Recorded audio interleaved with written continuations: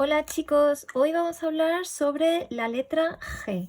La letra G tiene dos sonidos, uno que es suave y otro que es fuerte.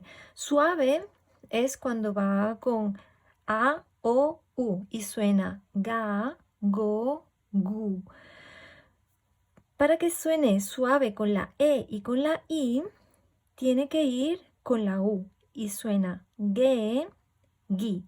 Pero si queremos que suene la U, tenemos que escribir los dos puntitos que se llaman diéresis y se pronuncian gue, gui. Por otra parte, tenemos la G fuerte.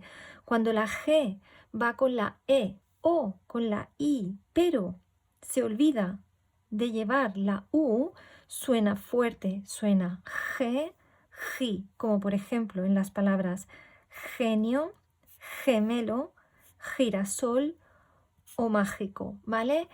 En estas palabras la G es fuerte, mientras que cuando va con estas vocales la G es débil. Ga, go, gu, ge, gi con la U, gue, wi con la U y con diéresis, ¿vale? Estos son algunos ejemplos de palabras en las que podemos encontrar el sonido G suave.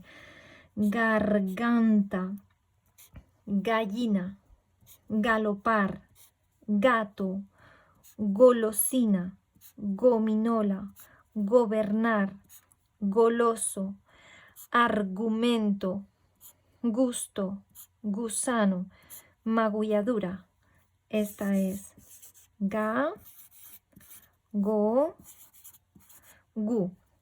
Madriguera, manguera, jilguero, que es un tipo de pájaro, hormiguero, guitarra, guisar, guisante, amiguito. Estas son ge, gui. Por último, tenemos antigüedad, lengüeta, cigüeña, bilingüe, paragüero, yegüero. Yegüero es una persona que cuida las yeguas. Una yegua es una hembra de un caballo. Si es una yegua pequeñita, es una yeguita. Agüita y pingüino. Hay muchas más palabras. Vergüenza, piragüista, todas ellas van con diéresis, ¿vale? Gue, para que suene la U, debe de llevar los dos puntitos que se llaman diéresis y esto es gui. Espero que os haya servido para tener más claro el sonido de la G suave, ¿ok? Nos vemos pronto chicos, bye.